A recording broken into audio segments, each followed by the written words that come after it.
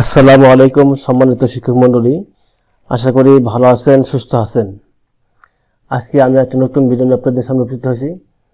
আজকের ভিডিওটি খুবই গুরুত্বপূর্ণ, উপস্থিতি সংগত একটি ভিডিও।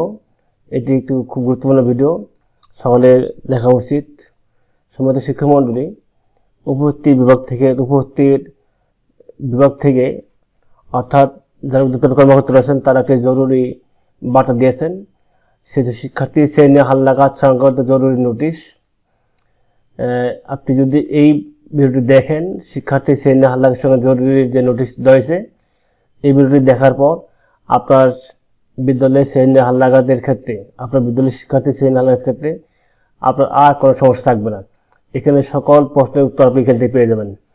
সম্মানিত শিক্ষামণ্ডলী, এখানে বলা হয়েছে 1 নম্বরে যে হচ্ছে প্রাক প্রাথমিক থেকে চতুর্থ এবং ষষ্ঠ ও সপ্তম শ্রেণীর শ্রেণী হালনাগাদের ক্ষেত্রে কারণ নির্বাচনের সময় শ্রেণী প্রমোশন, পুনরাবৃত্তি এবং বুল এন্ট্রি অপশন প্রদর্শিত হবে এবং সংশ্লিষ্ট অপশন সিলেক্ট করে প্রযোজ্য ক্ষেত্রে শিফট শাখা রোল পরিবর্তন করে সংরক্ষণ করতে হবে।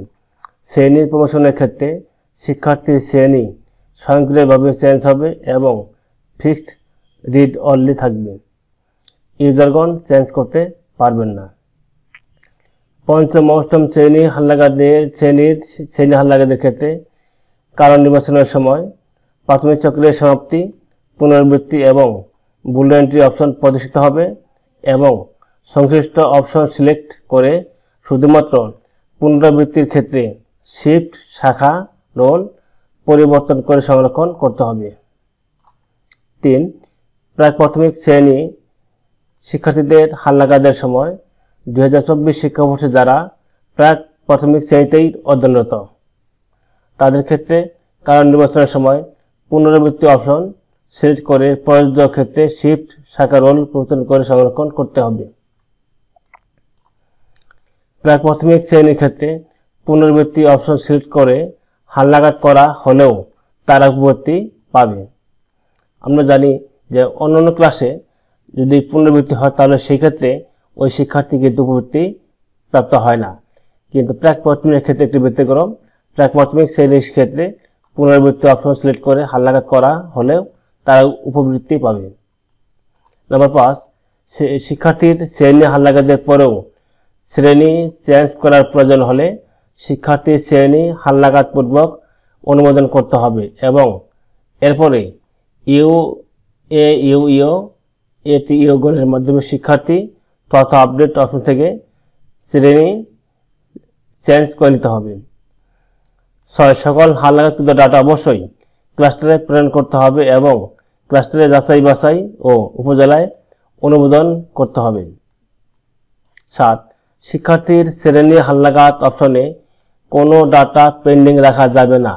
যারা বিদ্যালয়ে অধ্যয়নরত নাই কিংবা জানা নেই কোথায় আছে তাদের ডাটা ট্রান্সফার করতে হবে, তবে ট্রান্সফার করা না গেলে নিষ্ক্রিয় করতে হবে।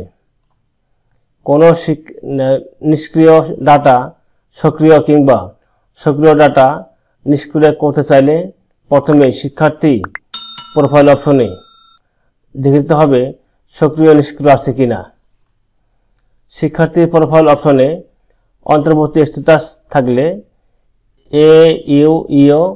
ATIO কর্তৃক অবস্থা হালনাগাদ, ক্লাস্টারে যাচাই বাছাই এবং TIO কর্তৃক অবস্থা হালনাগাদ উপজেলায় অনুমোদন সম্পন্ন করতে হবে। তারপরে পুনরায় সক্রিয় নিষ্ক্রিয় করা যাবে।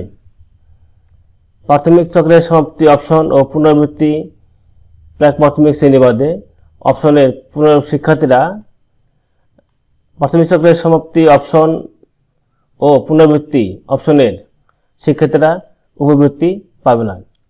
সম্মানিত শিক্ষামণ্ডলী, আজকে উপবৃত্তি বিভাগ থেকে 31 মিনিট দেওয়া হয়েছে। সম্মানিত ভিউয়ার্স, এই ভিডিওটি দেখার পর আপনাদের যদি বিন্দু পরিমাণ উপকার আসে অনুগ্রহপূর্বক আমার চ্যানেলটি সাবস্ক্রাইব করে পাশে থাকবেন এবং ভিডিওটিতে একটি লাইক দিবেন এবং অন্যকে দেখার জন্য শেয়ার করে দেখার সুযোগ করে দিবেন। ভিডিওটি দেখার জন্য অসংখ্য ধন্যবাদ।